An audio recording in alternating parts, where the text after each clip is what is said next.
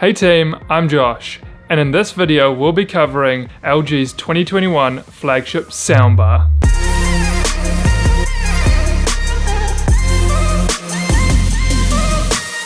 The SP11RA is a big soundbar. It's 1.4 meters wide, which made my 55-inch TV look small. Ideally, if you're buying this, you have a screen that's 65 inches or larger and a cabinet to suit. If you have your TV on a cabinet, then make sure there's at least 14 centimeters in front of the screen so that the upward firing speakers are not being obstructed. You can mount the soundbar and rear speakers on the wall, and all of the mounting hardware is supplied in the box. On the bar you get two HDMI in ports, an eARC or HDMI out port, an optical in, as well as a USB port for plugging a hard drive in to play music. You also get Bluetooth connectivity if you prefer to do it wirelessly. The subwoofer comes in a very nice finish with a fabric cloth. I do see this getting really dirty over time, especially if you have pets, so keep that in mind. LG recommends that you put the subwoofer in the front of the room, but being a non-directional sound, you could try moving it around to find the place that sounds the best. All you need is a power socket as it wirelessly connects back to the bar. When watching movies, the bass is deep and punchy. Many reviewers, including myself, found that last year's model was very underwhelming in the bass response, so it's great to see an improvement in this area. I tested the soundbar in a smaller room as well as a larger, more open space, and in both situations it filled the rooms really well. When changing between action and dialogue, I found that the soundbar struggled to pronounce the mid-range, and I found myself changing the volume a lot during a movie just so I could hear the voices. Don't get me wrong, it's way better than the TV speakers, but not nearly as good as my Sonos Arc, which at this point is my go-to soundbar. Check up here for more on that. I found myself really torn when it came to the music capabilities of the soundbar. For instance, when I played Spotify on the TV and sent the sound through Arc to the soundbar, the sound was fine. There was a bit of hollowness to the mids and highs, but the bass was there and it overall did a good job.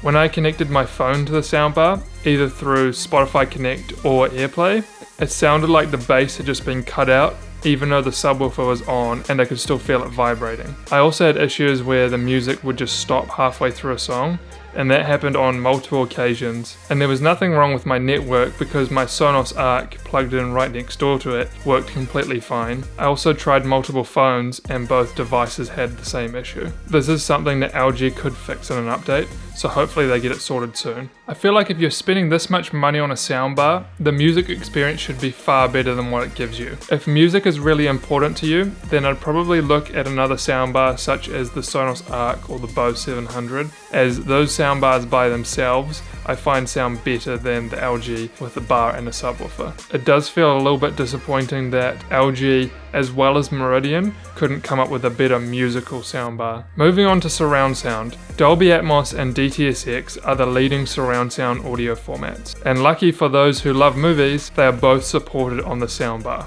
The bar itself has two upward firing speakers, as well as it comes with two rear speakers that also have upward firing channels. The rear speakers do a good job at letting you hear objects go past you, as well as the height speakers enable you to hear things in the 3D space. This gives you the most immersive audio experience when watching all of the latest movies. Just make sure that your TV can send a Dolby Atmos or DTS:X format to the soundbar. If it can't, most TVs can send a 5.1 surround sound audio format that still sounds great. When placing the rear speakers behind you, try and give yourself enough room between your seating position and the speaker. If you're tight on space, you'll be able to change the rear speaker volume in the app. Speaking of apps, the soundbar can be controlled from either the LG Soundbar app or the newly designed Soundbar remote. This remote takes design features from the current 2021 line of LG TVs, and it's a nice change from the very basic remote from the last few years. Like most soundbars, you can use the remote to change the EQ settings. It also gives you the ability to change individual speaker levels, which is a very handy feature.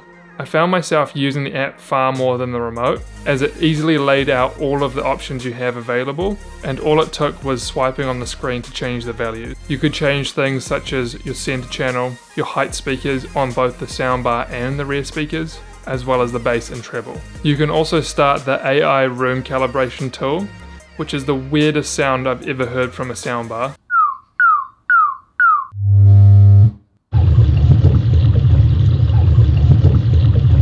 and it uses this to figure out the layout of the room. I think this is a complete waste of time, as when you change between the before and after, it sounds exactly the same. I really felt it was just another thing LG could put on their spec sheet. You have AirPlay, which is Apple's protocol to send music and other phone sounds directly to the soundbar. This is also great if you're wanting to have a little bit of multi-room, as you can add a bunch of AirPlay enabled speakers all into one group and play music throughout the whole house. In my testing, it worked really well with the Sonos One that I have in my bedroom. I was able to pair them up and I didn't hear any noticeable echo between the two speakers.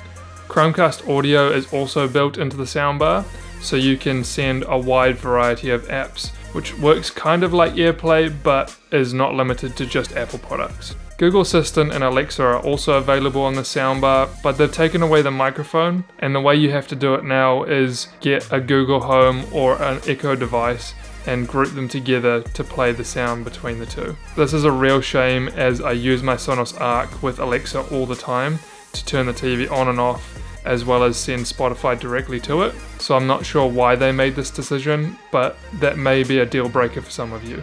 There are heaps of preset sound modes built into the soundbar, and most of them sound horrible, especially the clear voice one. It sounded very distant and muffled. I really don't know how they got it through testing. 90% of the time I left it in cinema mode, which gave you good punchy low tones, as well as the mids and highs were fairly clear.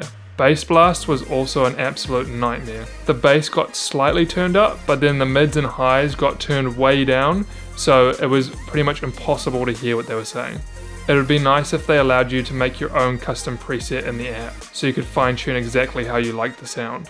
Cinema mode left the rear speakers going even when playing music, so if you wanted to turn them off, then it's probably best to switch it to sports mode. So where does this leave us? I think it's an alright soundbar for those that have an LG TV, especially one of the newer ones, as you have an eARC port so you can get the full Dolby Atmos from it.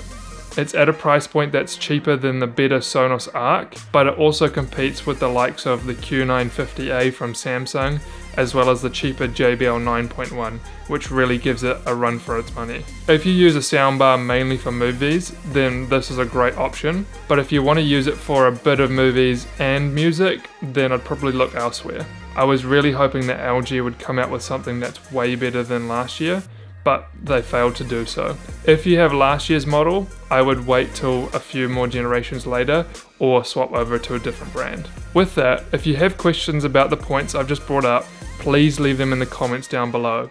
I'll be making a video on the Samsung Q950A, which is the direct competitor to this soundbar. If that's of interest to you, feel free to subscribe so you don't miss when that comes out. That's all from me. See you guys soon.